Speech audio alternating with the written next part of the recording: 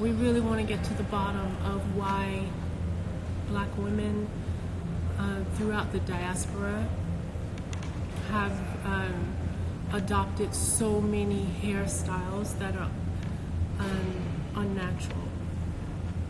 So we have our esteemed brother man, Chike Joseph Nwagbogu, and he's going to help us understand some of the traditional Igbo concepts around hair, around natural beauty. Yeah, so where do you want to start? Ndewonu, which is a wonderful Igbo greeting. Greetings to you all out there joining us wherever you are in the world. Welcome to our third edition of our philosophy classes here in Pure Lagos and Selden Market in Norfolk. I would like to start with the concept of hair to the African man and African woman. Hair. How about we say, how do you say hair, Igbo? Untutu. Untutu. You know, it's like I said the other day, Igbo is very onomatopoeic. It's very descriptive. And it describes untutu. It's like the crown. It's like coming out of you. It radiates you. Your hair is your glory. Your hair is your femininity, your masculinity. Your hair is your sentinel, your antenna. Thank you. So, because that even, untutu kind of suggests something that's going upwards. Thank you. Yeah, it's to the heavens. Yeah. Is that one word or two words? It's one word, untutu. You know, it's one of the first Igbo words I learned actually, because it's so beautiful. Untutu. You know, it sounds so, it's like, like you said, it's like it goes up to the heavens. Right. So could you use untutu for fake hair? No way. Great question. Untutu it's attached to your body, it's attached to your head. The untutu comes from within and goes up, goes out, it's full. You know, so built into the word is that is in your natural crown. Thank you, my sister Wandemwani. Your untutu is basically your identity. Wow. Untutu. So what have we lost by perming our hair or wearing wigs or wearing weaves? What are we losing in terms of untutu? Well, I would say that it's for me, the way I understand the evolution of this phenomenon, it is as unnatural as what it's birthed, because we didn't lose it, it was taken away from us.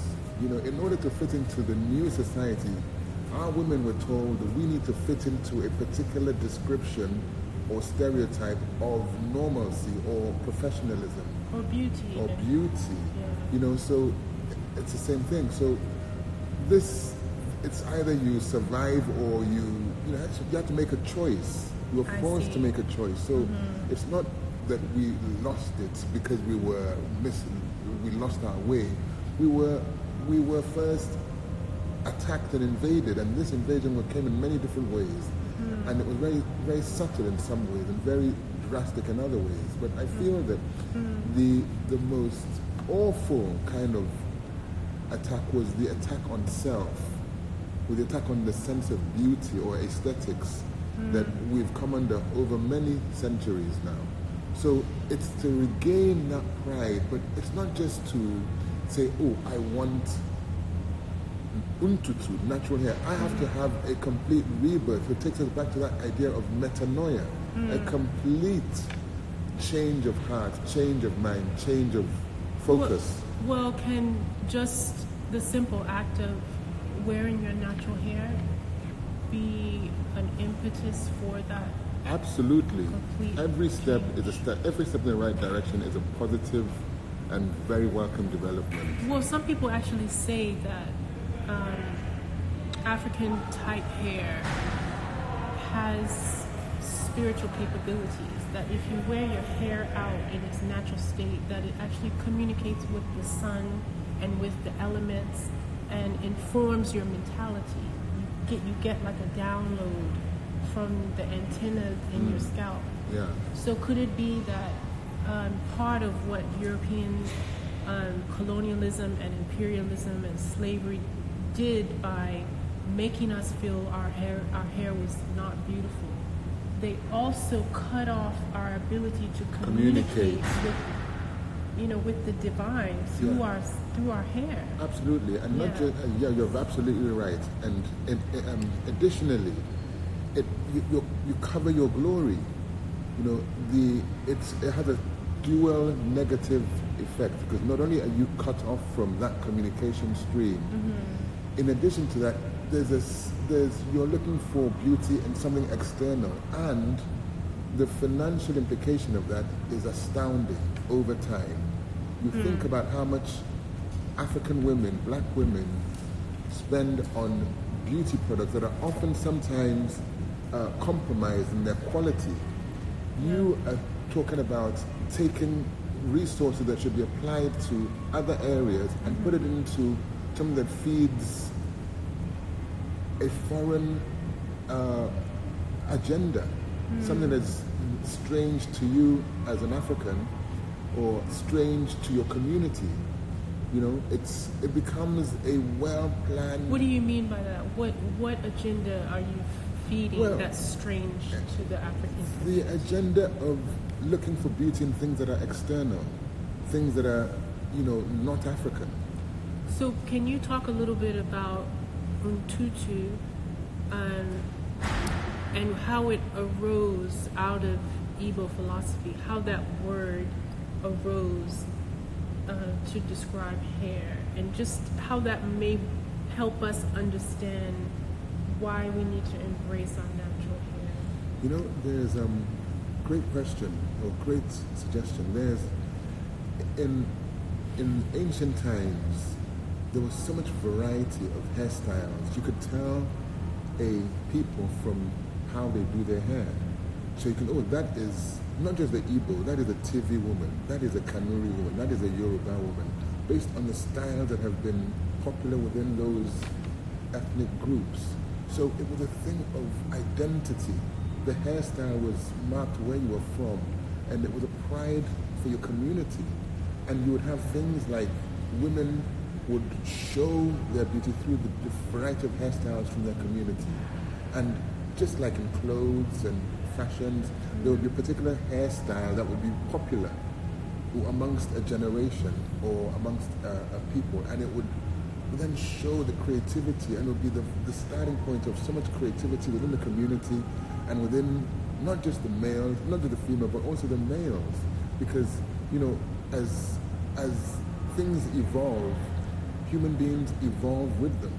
So it starts with the hair, but it takes on a completely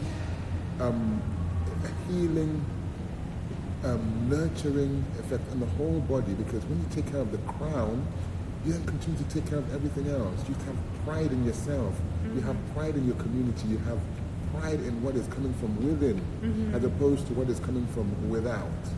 What were some of the communications you grew up hearing around here? Like, what would people say? I grew up, not that old, but I can safely say that I grew up in an era when we were already encouraged to jerry curl our hair and to perm and ladies. So it was already that era. So unfortunately, I had a kind of a different kind of upbringing where I did not really grow up in a village setting, where that natural,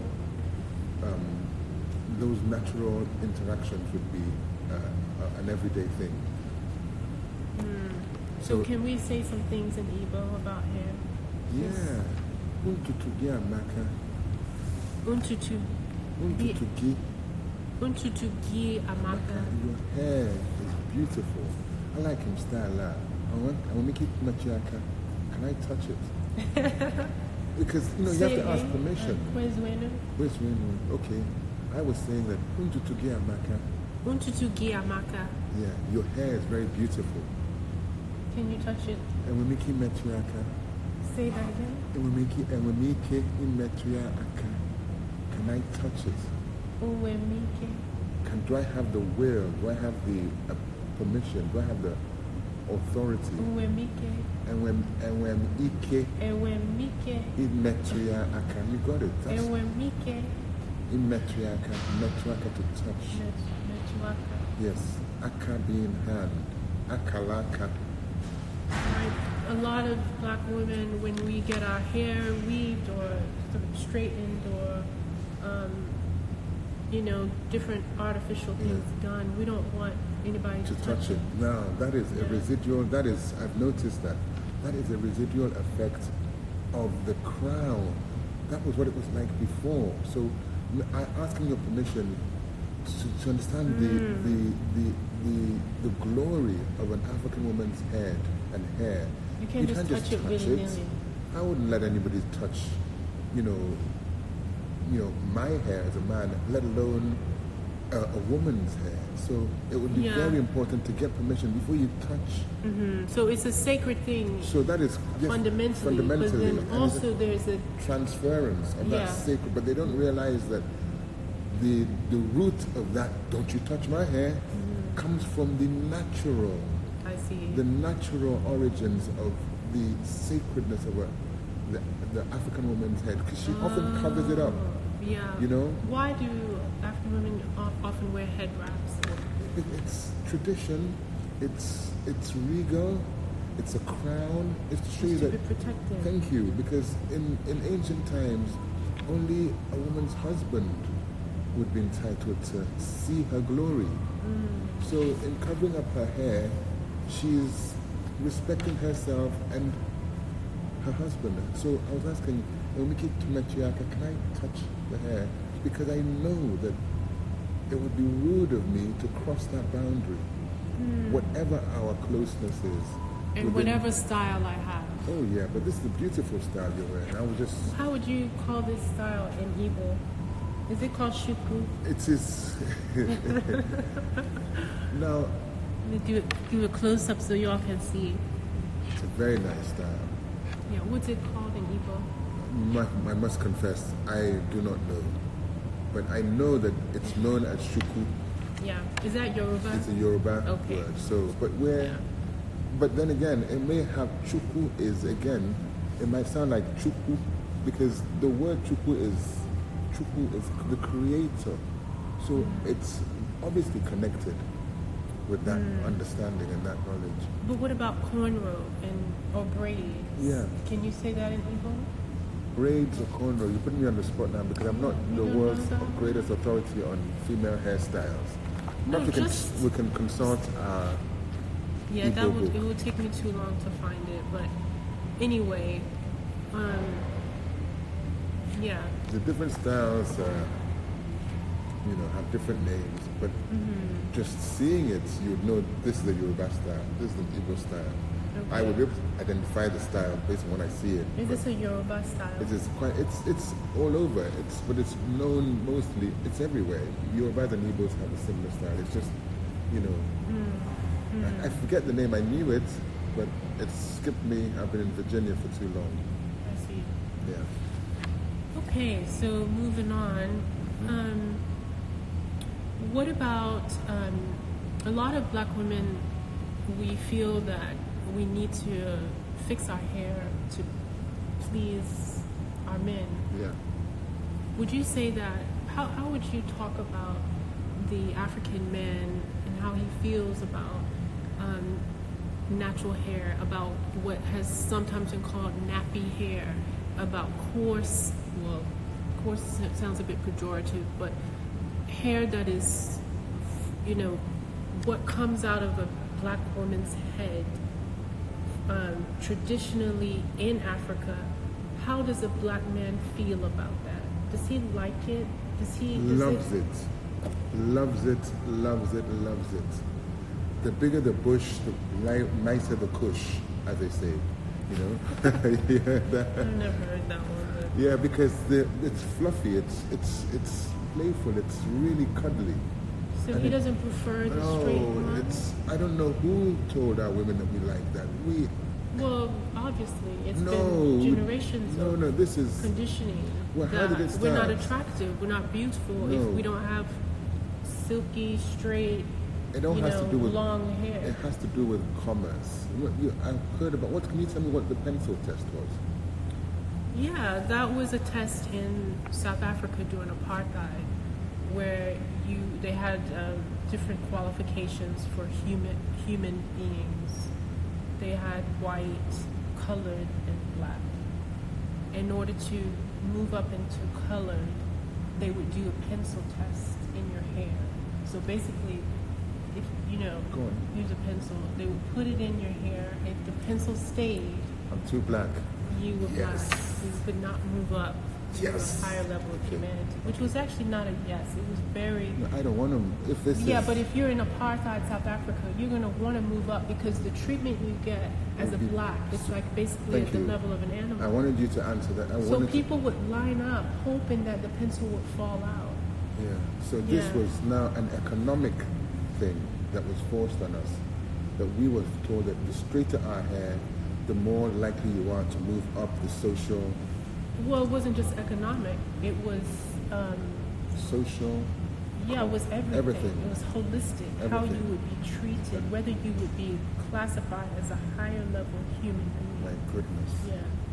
Yeah. And this now continued on into contemporary times where straightening the hair, the African women would think that our men would think that they're higher in that social or that Yeah. all-encompassing level if their hair was straight.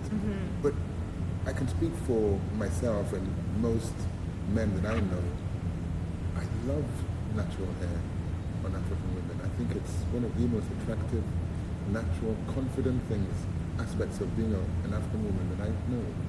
And, it's something that is a turn on to me.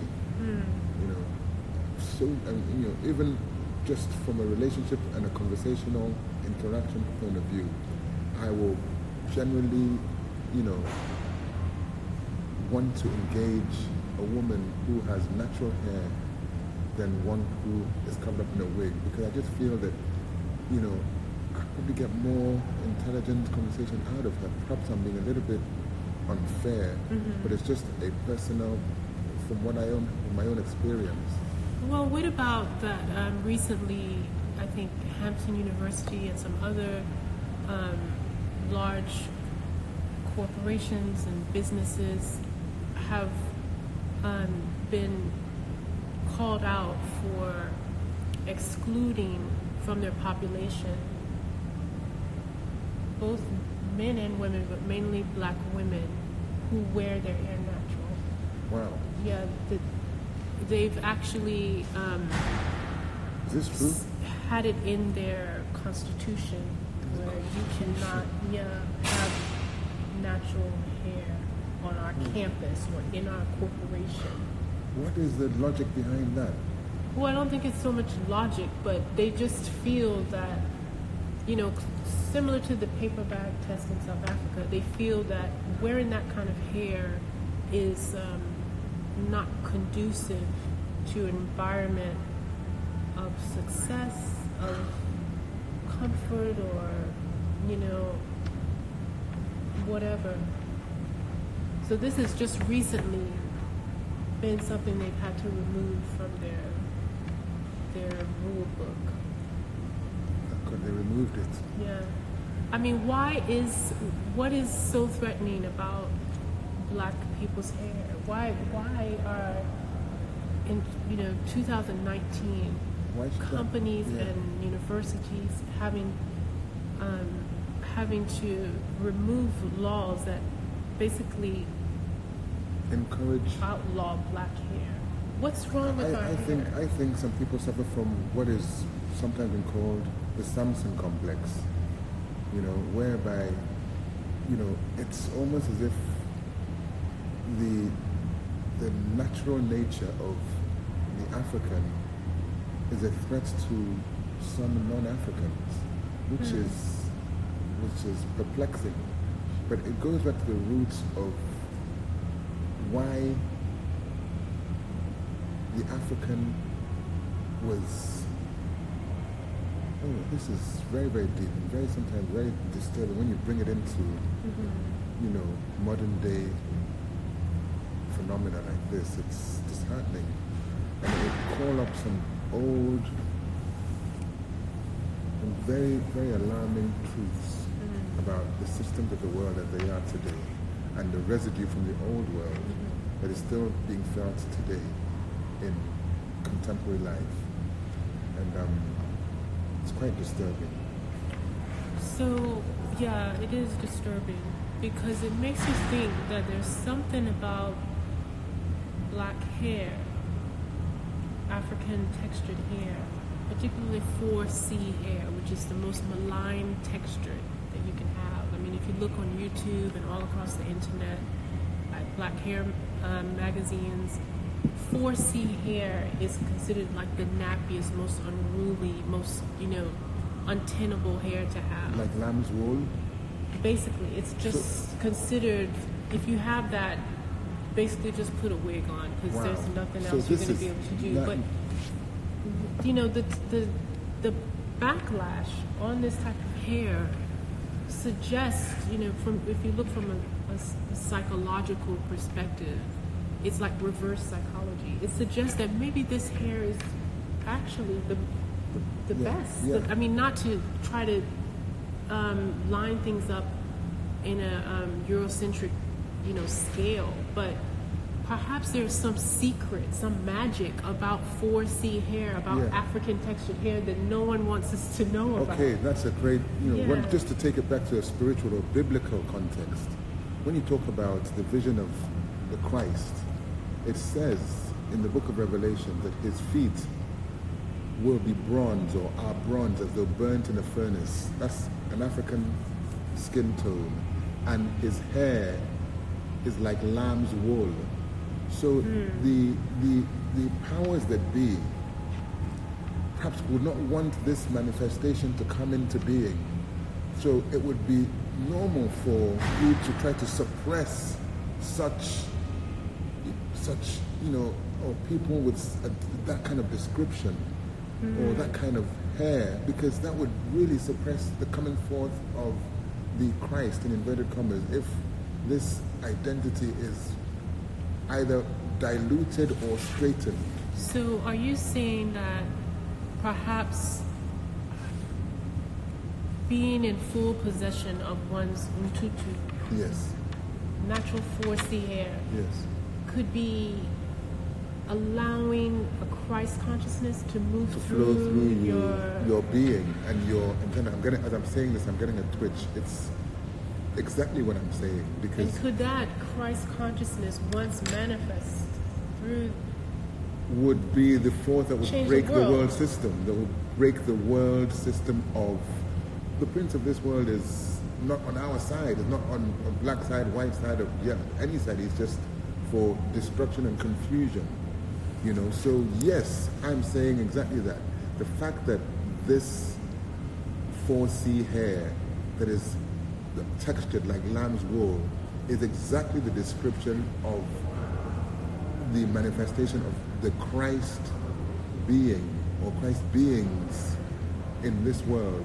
Suppressing that or straightening that would not allow that being to manifest. So it's not necessarily, it's a deliberate plan to suppress this type of consciousness.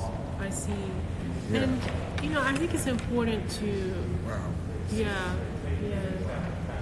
I think it's important to make clear that embrace, all... Sorry about that. All humanity comes from Africa. And Mother Africa, the oldest archaeological human find, was in Africa. And so for all the world to embrace the beauty of natural black things, African hair. No, I'm really being specific here. Okay. Of nappy hair is a step towards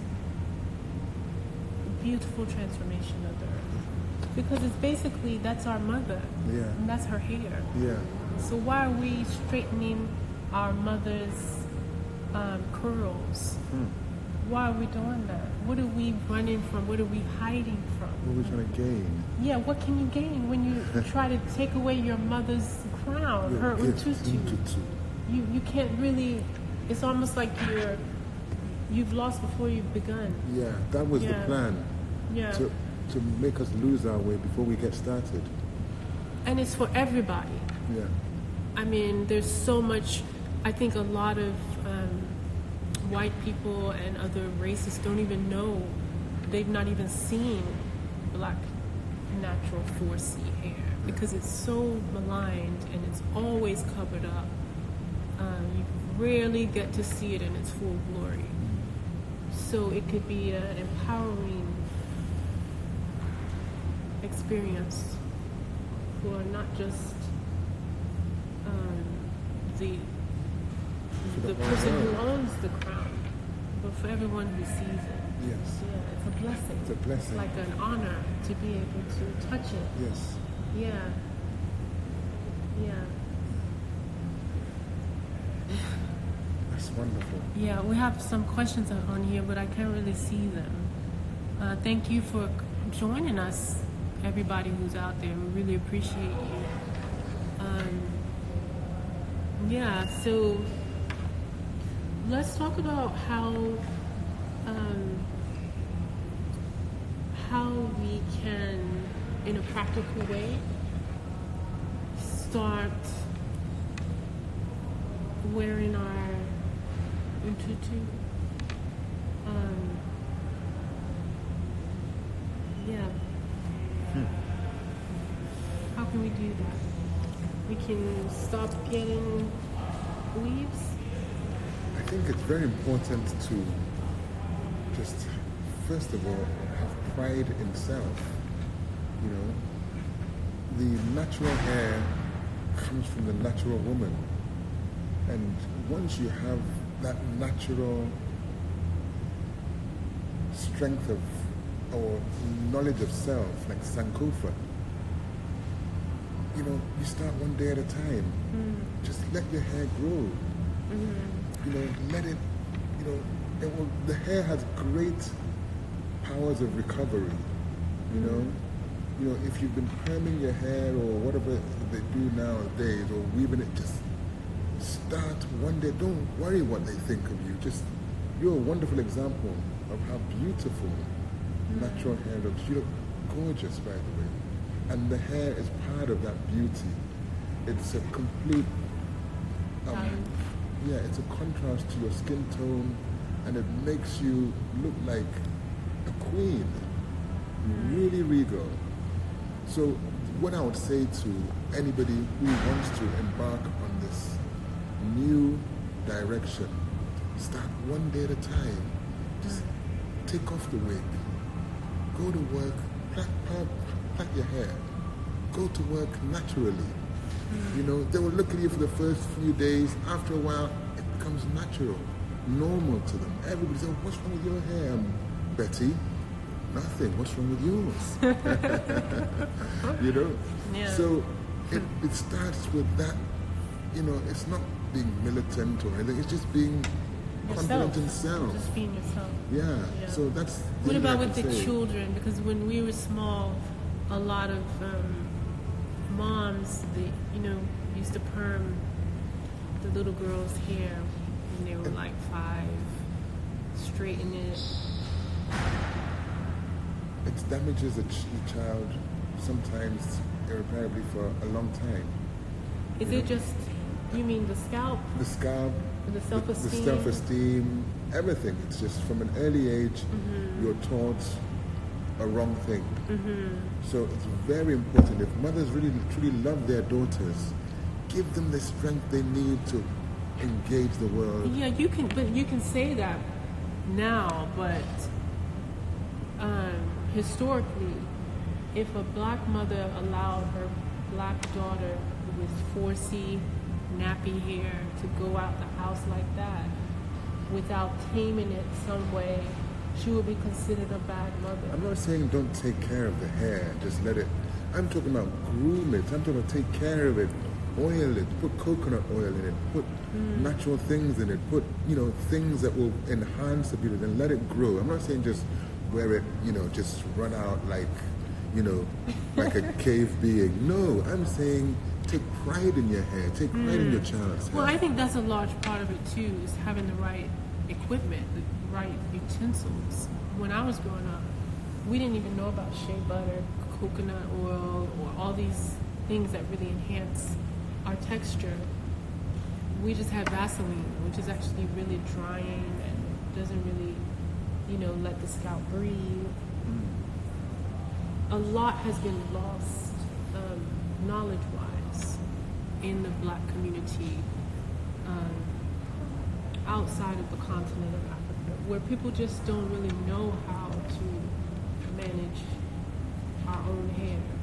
We don't know what to do anymore.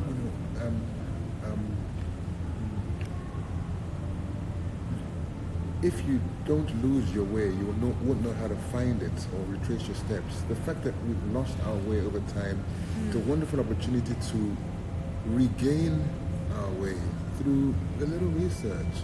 The world's at our feet, internet, you can get information. It's really hard. I went to the salon, Senegalese salon here in Norfolk, and I wanted them to do this style for me. And I went online to put in cornrows, natural hair, and I couldn't find a picture of a Black woman with cornrows without attachment. I just kept scrolling and scrolling and scrolling and scrolling. It's like this isn't a style. This is just something you cover. It was almost impossible till finally I found a picture of a little girl with her hair cornrowed.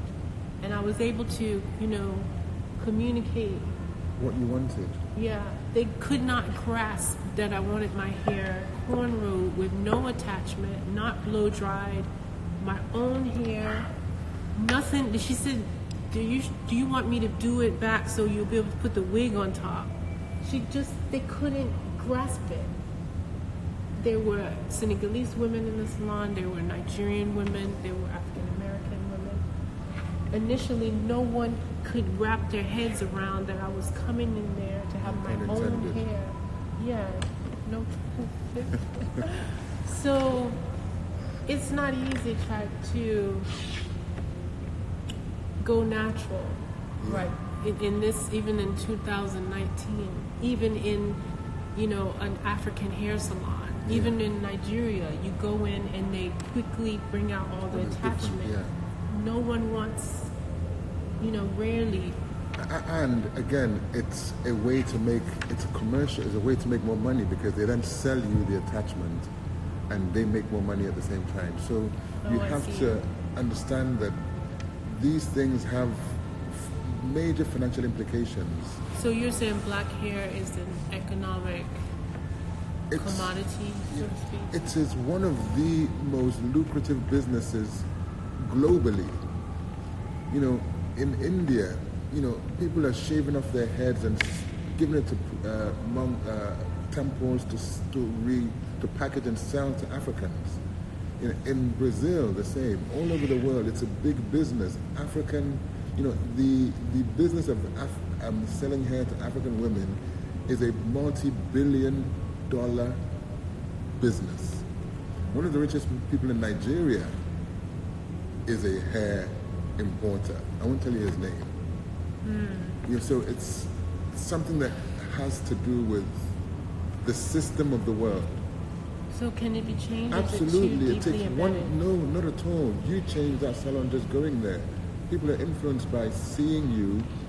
But would it take something like Beyonce or Naomi Campbell going out on stage like this in order for women to actually... Well, people like stars or models like that have been used to reinforce the system because Naomi is there with her extra long attachment almost down to her ankles. And if Naomi looks like that, she's a symbol, she's an icon of beauty and fashion. That translates into millions, literally millions of African women doing similar things, because that is how to make it in life. And now basically you're literally selling your people for your own success. It's as cruel as that. But it's, yeah, but Naomi didn't start wearing the, waist-long weave to sell her people out. She did that because she wanted to feel beautiful. No, it's the industry, the fashion world. All the other top models have long straight hair. But they have their long straight hair.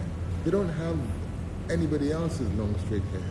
And I think it's very important to understand that when a figure as widely recognized as that appears looking like this, it influences millions of other women to emulate that idea of beauty. Now the industry itself, that's what the media does. The fashion industry itself has told people like that, this is how we want you to look.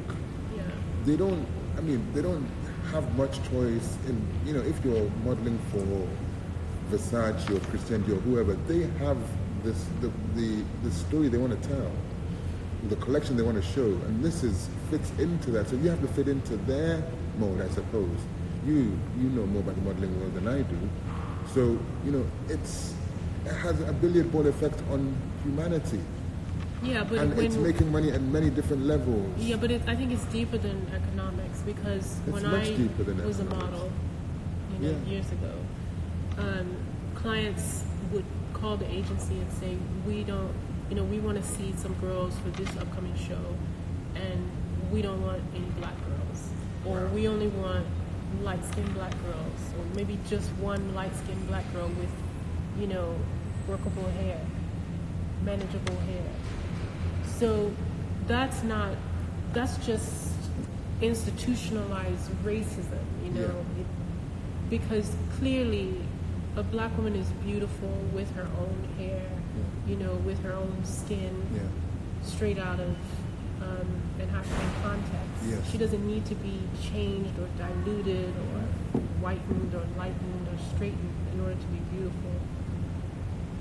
However, the institutions that sort of run the whole media complex globally are just recently slightly awakening to the reality of black beauty. No, they've always been aware of black beauty. After all, the name of the goddess of love is Aphrodite. The Aphrodite. So they're not awakening to this knowledge. This knowledge has been there, but they chose to push it away, in my humble opinion. You can't tell me they're just awakening in 2019 to the wonders of the African beauty. I mean, it's not something I'm going to accept. It's almost as if, again, it's a threat. It's a feeling of, envy, envy and, a complex of sorts. So do you think if Naomi just had her afro, she would still be as beautiful? Absolutely. She'd be more beautiful in my view. It was far more natural, far more appealing. Would she get as many contracts? Well, that's debatable, because the world system may not want to show that level of real African beauty, the African Angela Davis kind of beauty, or the Queen Nzinga kind of beauty, or the Miriam Makeba type of beauty, or they may want to sell a particular type of beauty to a particular demographic that they've chosen to be what they feel is who they're trying to sell their products to. So it's all tied into, for me, I don't get personal, it's all tied into economics. And the world system is about economics. And, we've just come out of the age of Pisces, taking it on a different level again. And that was the age of a new world order.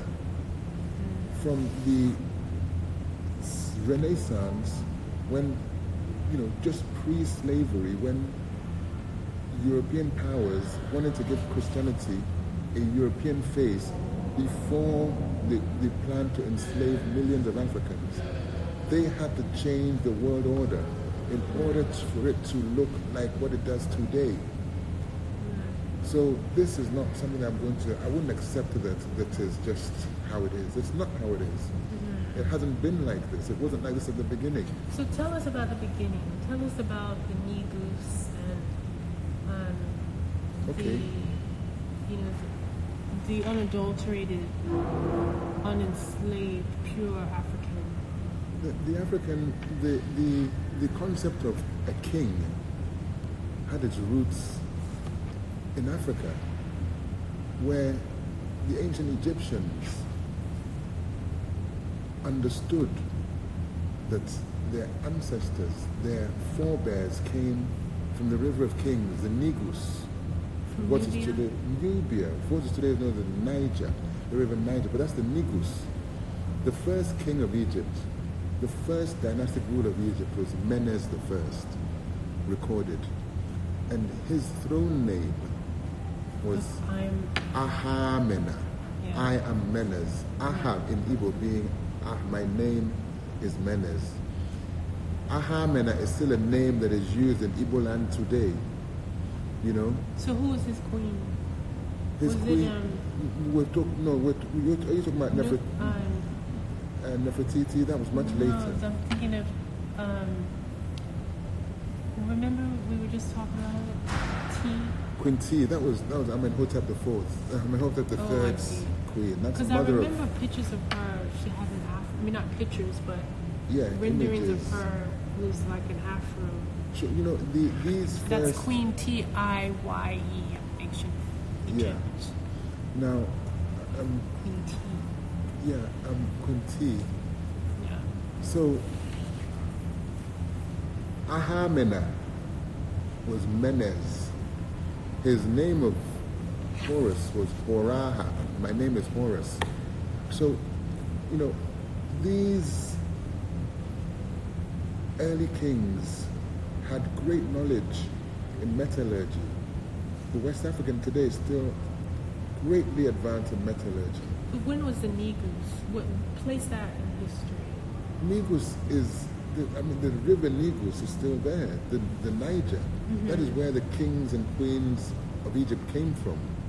The Negus. Isn't Negus the origin of the word Negus? It is. Now, you see, the knowing what they know about the African man and woman, the old world, if you saw an African walking along the street in anywhere, in any part of the world world order was to stop and bow because you're in the presence of Negus and his wife. What does Negus mean? Negus, and what's king. Emperor Selassie of Ethiopia, his official title is Negus Negast, King of Kings. So Christ himself. Nigger is actually not. It's a derogatory. It's a derogatory term for Negus. They've taken Negus, and they've turned. And it's a derogation of that great name and that great identity to give you nigger. But the root of nigger is Negus. So by the time you hear, you will forget that nigger actually comes from a king, and you know. So all these times throughout history, we've been called nigger. They've actually been calling us kings and queens. Absolutely, but it's a derogatory name. It's a derogation of the great name Negus. Wow. You know, Christ himself was known as Negus Negast, King of Kings. So they don't want you to make that link. So could you say, just like you were saying, that we need to, in order to return, we must lose our way? Well, we want to find your way. Could you say that now that most black men around the U.S. in the urban areas and just the black community basically call each other nigger as a term of endearment. Yeah. Is that some kind of return to truth in a weird kind of way? In the same way that the African American woman says, "Don't you touch my hair?" That crown. in the DNA of the African American man, he knows the importance of that name, that identity, Negro. But contextually, he's just a little bit of a miscue, whereby he's chanting it, but because it's such a personalized term, other races can't use it, but we can use it. That's the best they can do. They can appropriate that identity. But once you realize that that is actually, you're calling yourself a derogation of king, you'll come to the full understanding of the power of the word, and you'll change the nigger to nigus, because you are a king, my brother man. What about queen? And your woman is not a bitch. Nigus is it just a man? Nigus, king and queens. They're nigus. Your queen is your nigus. Or, it's your kings and queens. Nigus nigas, king of all kings. That is the African identity. So there may be people out there who not quite heard this before, and it sounds a little bit far-fetched. What are some of the sources in literature where one might go and learn more about the Negus? Read Black Man of the Nile by Dr. Ben Jokanan. Read How You're Undeveloped Africa by Walter Rodney. Read the works of Cheikh Anta Diop. Read The Destruction of Black Civilization by Chancellor Williams. Thank you. You're welcome. So basically what we're saying, we're coming back full circle, what we're saying, it seems, is that embracing our natural hair is a way of returning to royalty. Yes. Yeah. We're not stepping down or, just accepting being unattractive. We're actually caressing. Yeah. Wow. That's really a lot. It's heavy. Yeah. No pun intended, but it's deep. It's really deep. And this is the beginning of great things. And just caress, we talked about that last class, is a way of saying to rise into Christ consciousness. Yeah. So I think a lot of what we may be held back by globally in the African diaspora could potentially become alleviated by us embracing our natural hair. Yes. Yeah. And the Black Panthers tried that in the 60s. Yeah. And to the extent that they were successful in their works in the community, I think a lot of it had to do with that pride, that self-esteem that came from, not trying to look like anybody else than yourself. Sure. That was that identity, but they met with stiff resistance from the powers that be. Right. So they were identified by public enemy number one, maligned, jailed, set up, murdered, assassinated. Yeah. And this is not uncommon. This is not unlike what has happened on the African continent to great leaders and great men and women who have risen, who have caressed to bring the people out of that colonial era or that colonial mentality. All been brutalized, all been murdered. Well, this is a new time. This is a new day. Yeah, I agree. And I think that. And a new era. Yeah, I think that simple personal acts can be very revolutionary. I agree with you. Yeah. I agree with you. Especially when it comes to one-on-one interaction in a relationship or in families.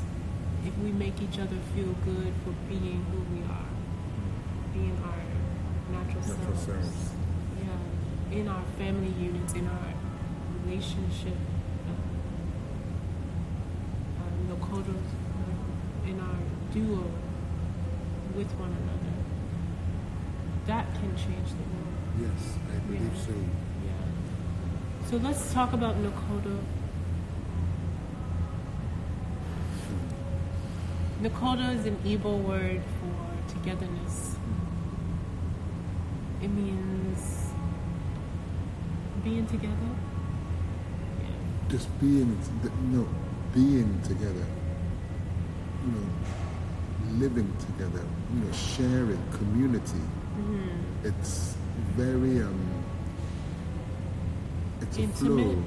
It's intimate. It's loving and it's natural. Mm-hmm. You know, the idea of inokodo, ilikodo, ibikodo, it's all encompassing. Inokodo. To Inlikodo. ilikodo, to eat together, Inlikodo. to be together, to live come to come together. Yeah. It's very important to that understanding of, you know, togetherness.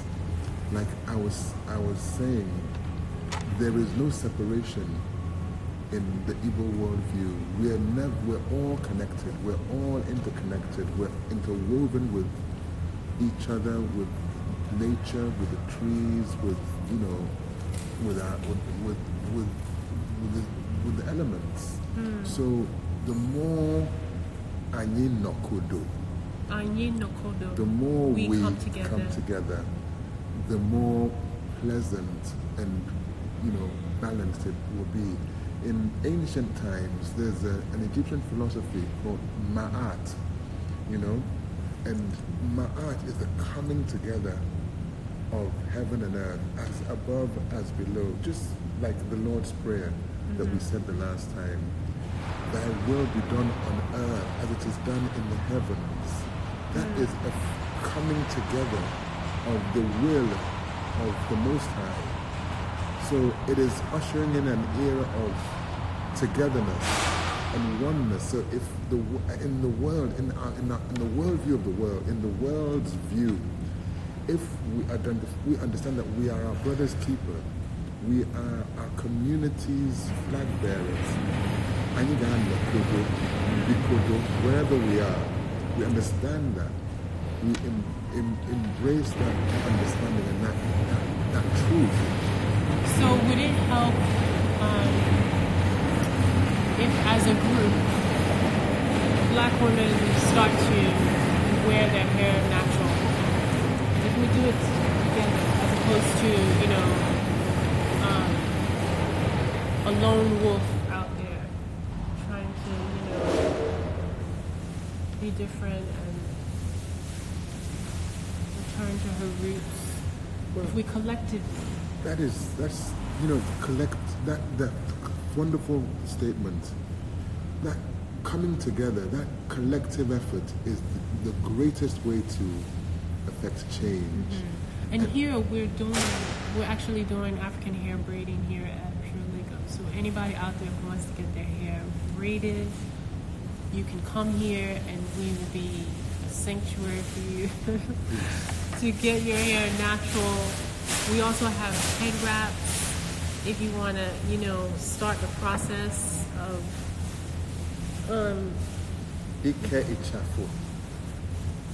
beautifying your crown. Ike Ichafu? Ichafu. Is that head wrap? Yeah, Ichafu. Ike Ichafu to is... tie Ichafu. Is that one word? How is that said? Ichafu is the head wrap. So Ikea, to tie it, to ka. If you hear K, ka, it's always like doing word in Igbo. You know. Say it again, please. Continue. Ike Ichafu. That looks beautiful. Does it? It looks Ike beautiful. Ichafu. Yeah. Yeah. So you cover you just keep your glory until you're home with your husband. Exactly. Yeah. So, why do when I lived in Nigeria, everybody's wrapping their hair. That's one thing. Even if a woman has a weave or a perm or any kind of adulterated thing, when it comes down to it, at the end of the day, when she really wants to do it up, she will wear gele. Yes, gele. Yes. Yeah. So what is that about? I mean, that has not been lost. Even during slavery in the U.S.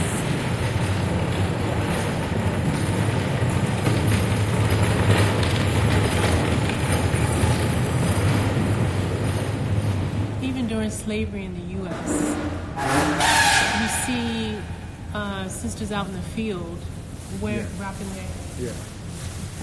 Tell us something about why that is so enduring. We've not lost that. It's in our DNA. There's some things that, you leave a child with, a little child with some cloth around, she'll just pick it up and just tie it on her head. Naturally. It's some things can never be lost. The melanin retains some residual knowledge. Yes, I wanted to talk about melanin. Okay. Because isn't melanin that makes black hair so nappy? It's wonderful. Melanin it's one of the greatest divine gifts. Substances. It's what is centered in the third eye. Yeah. Yeah. When by the way, just a word of advice. If I don't know if this is, I don't use fluoride in my toothpaste. As a matter of fact, it calcifies the pineal gland and it covers it up so you cannot, your third eye is, you can't think through You're blind. Yeah, you're blind. You can't see far. The truth. You're, if you have puzzles, you'll be confounded. You won't be able to work things out because you'll just be, you can't use that inner gift to see that path, that way to move on. So try to not use any fluoride. It might make your teeth whiter, but well, there's other ways to whiten. Yeah, tell us. Well, there's activated chocolate. Yeah, which activated chocolate. Okay. It works miracles for whitening your teeth. Activated charcoal, yeah, and it also detoxifies your body. So it's like feeding two birds with one leaf. Actually. Yeah, like that term. Yeah. How did we? Wait, I lost my train of thought. How did we get on the third eye? What did I say? Melanin. Keep in mind that when we adulterate our natural hair, us black women and men, because some men get perms and all kinds of stuff done, we lose out on the melanin connection. And melanin is truly a powerful substance. So you want to not only see it as a beauty thing. This is about your soul's progression. Absolutely. Yeah, let your soul shine. Let your soul live through your hair. Let it. Yeah, through your skin. Yeah. Through your moves. Yeah. Through your action, iwalewa, your behavior, your character. Soul brother number one, James Brown, is a dark-skinned brother, wasn't he? Yeah. Beautiful dark-skinned brother. And, I made a connection with, another great African-American brother, Michael Jackson, of blessed memory. When he literally lost his soul, the lighter he got, the more of his soul just evaporated. And as his soul evaporated, his music became had more of a rock, heavy metal feel. So just something I noticed. So what I'm going to say is that feel the soul, feel your energy from within, from the natural things of you. Be happy where you got. I quite like the fact that this world is as it is because vive l'Afrique. It's time for a new beginning, a new world order. We're coming together as brothers and sisters universally, because Christ consciousness understands the brotherhood of all races. Yeah, because you're not free until everyone is free. Thank you. So, it's a global movement toward being natural and loving yourself. Yeah. If you've got ginger freckles, love your ginger freckles. Whatever you are. Whatever God has given you, celebrate it and revel in it. Yeah. Great. And that's a good note. I think that's a good note to close up.